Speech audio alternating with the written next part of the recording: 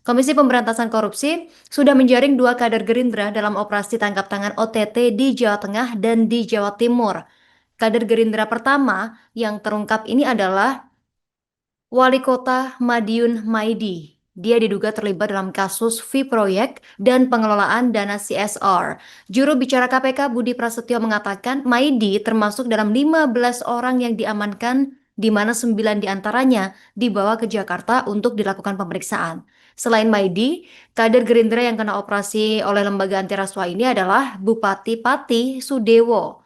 Namun KPK masih belum menjelaskan perkara yang kemudian menjerat Sudewo ini secara detail. Sebab Budi juga mengatakan saat ini penyelidik pada KPK masih melakukan giat di lapangan. Oleh sebab itu, dia meminta agar seluruh pihak bisa menunggu informasi lebih detail lagi dan juga lebih lanjut lagi.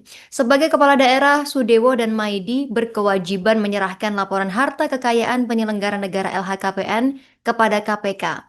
Sudewo dan Maidi ini sama-sama terakhir kali menyerahkan LHKPN pada April 2025 Tribuners. Menurut LHKPN-nya, Sudewo memiliki total kekayaan hingga 31 miliar 519 juta 711.746 rupiah. Nominal ini merupakan total bersih kekayaan Sudewo yang artinya dia tidak memiliki utang. Ia mempunyai aset 31 bidang tanah dan bangunan dengan nilai 17 miliar 30 juta 885 ribu. Sebanyak 31 bidang tanah dan bangunan ini tersebar di sejumlah wilayah. Dengan rincian 11 bidang di Solo, 10 bidang di Pati, 3 di Pacitan, 2 di Yogyakarta, serta 1 bidang masing-masing di Bogor, Wonogiri, Depok, Blora, dan juga Tuban. Selain itu, Sudewo juga memiliki 6 mobil dengan 2 motor senilai 6 miliar 336 juta 50 ribu rupiah. Rincian kendaraan yang dimiliki oleh Sudewo ini adalah motor Honda Beat dan Suzuki TS125 serta mobil Toyota Innova, Toyota Harrier, Mitsubishi Pajero, BMW X5, kemudian Toyota Alphard, dan Toyota Land Cruiser. Aset lain kepunyaan Sudewo adalah kas dan setara kas senilai 1 miliar 960 juta 276.746 rupiah. Surat berharga sebesar 5 miliar 397 juta 500.000 rupiah serta harga bergerak lainnya sebanyak 795 juta rupiah. Sementara itu untuk Maidi sendiri per April 2025 tercatat memiliki kekayaan sebanyak 18 miliar 225 juta 413.959 rupiah. Namun jumlah ini berkurang menjadi 16 miliar 926 juta 129.519 rupiah karena ia memiliki utang sebesar 1 miliar 299 ribu sekian. Sumber kekayaan Maidi sendiri yang terbesar berasal dari 19 bidang tanah dan bangunan yang mayoritas berada di Madiun dengan nilai 16 miliar 74 juta. Maidi juga tercatat punya 3 motor dan 4 mobil yang nilainya 647 juta rupiah Tribuners. Kendaraan yang dimiliki Maidi sendiri adalah motor Tosa, kemudian Honda C70 dan Honda PCX, serta mobil Nissan Grand Livina, kemudian Mitsubishi, Honda CR-V, dan Toyota Innova Reborn. Aset lain milik Maidi yang juga tercatat di LHKPN adalah harta bergerak lainnya sebanyak 95.825.000 rupiah serta kas dan setara kas 1 miliar 408 juta sekian. Merujuk dari total kekayaan masing-masing, selisih harta Sudewo dan Maidi adalah 14 miliar 593 juta 582.227 rupiah. Wali Kota Madiun Maidi terjaring tertangkap tangan oleh tim Komisi Pemberantasan Korupsi KPK kemarin, Senin 19 Januari 2026. Juru bicara KPK Budi Prasetyo mengatakan Maidi ini diduga terlibat kasus fee proyek dan pengelolaan dana CSR. Dia termasuk dalam 15 orang yang diamankan di mana 9 diantaranya dibawa ke Jakarta untuk dilakukan pemeriksaan. Selanjutnya, 9 orang diantaranya dibawa ke Jakarta untuk dilakukan pemeriksaan lebih lanjut, salah satunya adalah Wali Kota Madiun ini. Selain itu, tim KPK juga mengamankan barang bukti dalam bentuk uang tunai senilai ratusan juta rupiah. Hanya saja, Budi belum menyampaikan secara rinci konstruksi perkara. KPK memiliki waktu 1 kali 24 jam untuk menentukan status hukum para pihak yang diamankan ini, Tribuners. Maidi sendiri merupakan politikus Partai Gerindra yang lahir di Magetan 12 Mei 1961. Dari rekam jejak pendidikan, dia merupakan lulusan IKIP Surabaya atau saat ini UNESA, Unmer Madiun, Universitas Satyagama Jakarta, Universitas PGRI Adi Buana Surabaya, dan Universitas Terbuka Surabaya. Dari jejak karir Maidi, pernah menjadi guru di SMU 1 Madiun pada tahun 1989 sampai 2002. Kemudian dia juga sempat menjadi kepala sekolah SMUN 2 Madiun di tahun 2002 dan kepala bagian tata usaha Dinas Pendidikan dan Kebudayaan Kota Madiun di tahun 2002 sampai 2003. Kemudian dia juga sempat menjadi Kepala Dinas Pendapatan Daerah Kota Madiun di tahun 2006 sampai 2009. Setelah itu, dirinya menjabat sebagai Sekretaris Daerah di tahun 2009 sampai 2018. Wali Kota Madiun di tahun 2019 sampai 2024 dan terpilih kembali menjadi Wali Kota Madiun di tahun 2025 sampai sekarang. Dan Maidi tercatat meluncurkan program utama bernama Pancakarya untuk membangun Madiun sebagai kota pintar, melayani, hingga kota peduli. Selain itu, Tribuners, Maidi ini juga mendorong Madiun sebagai kota sejuta bunga. Saat diterjang COVID-19 atau COVID-19 lalu, Maidi meluncurkan program pendekar kesehatan dan pendekar waras. Dia juga mengusung pengembangan kawasan Pahlawan Religious Center, serta menerapkan inovasi pendidikan berbasis teknologi. Selain Maidi, KPK melakukan operasi tangkap tangan OTT terhadap Bupati Pati Sudewo. Sebelum kena OTT, Sudewo ini juga sempat bikin heboh dengan kebijakannya, Tribuners. Jubir KPK Budi Prasetyo membenarkan salah satu pihak yang kena OTT di Pati ialah Sudewo. Budi mengatakan Sudewo ini masih diperiksa di Polres Kudus.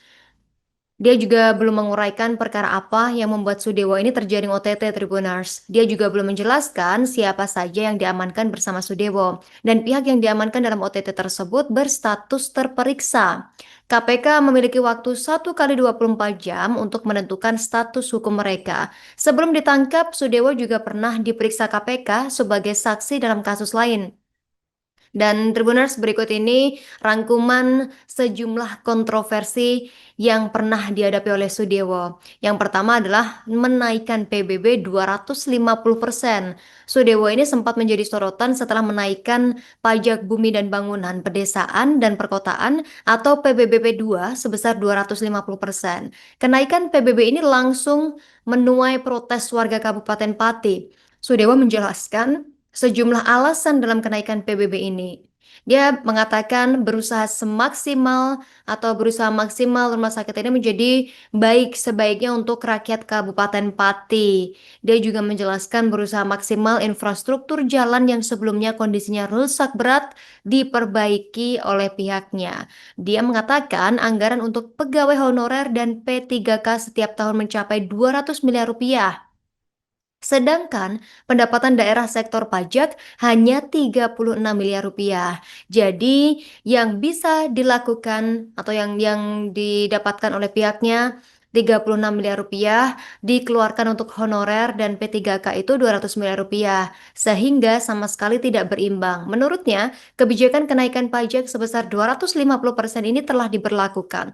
Menurutnya, sudah ada 50% warga yang membayar PBB P2 ini. Dan Sudewo mengklaim tidak ada masalah. Kontroversi lainnya yakni menantang warga yang demo soal PBB.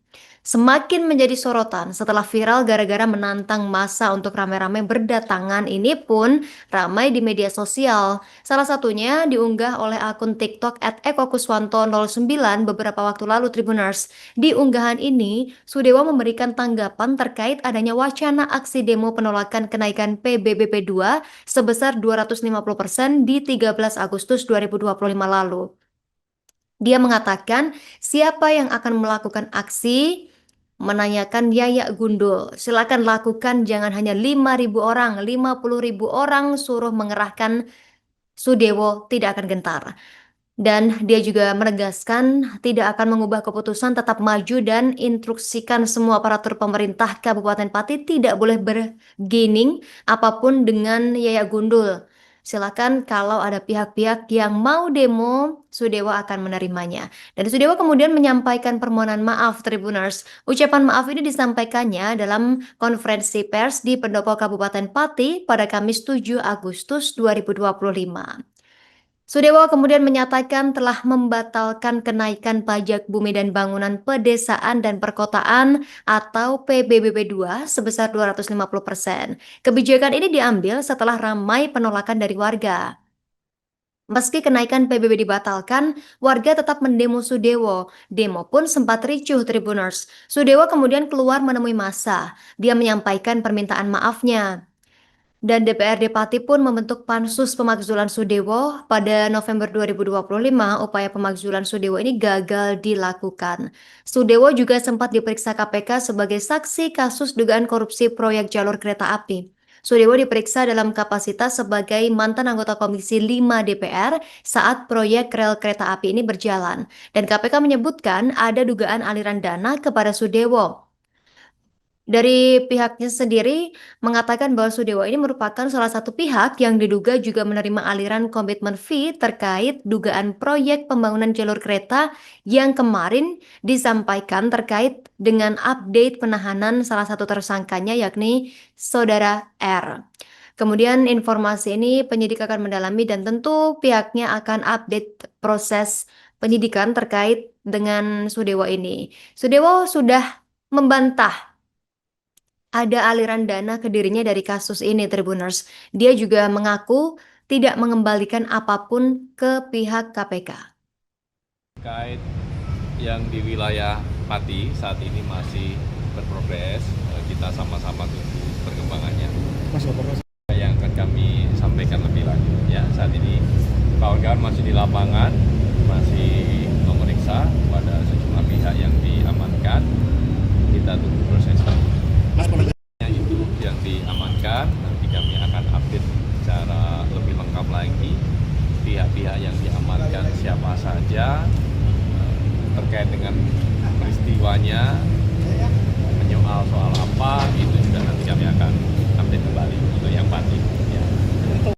Yang masih akan kami sampaikan nanti ya terkait dengan peristiwa tertangkap tangan di wilayah Pati ini, terkait dengan perkaranya apa, konstruksinya seperti apa, pihak-pihak yang diamankan siapa saja, itu nanti kami akan sampaikan. Sampaikan ya statusnya, apakah ASN atau swasta atau seperti apa, nanti kami akan update. Kami akan update perkembangannya, siapa saja yang diamankan, siapa saja yang dilakukan pemeriksaan. Download Tribun X sekarang, menghadirkan lokal menjadi Indonesia.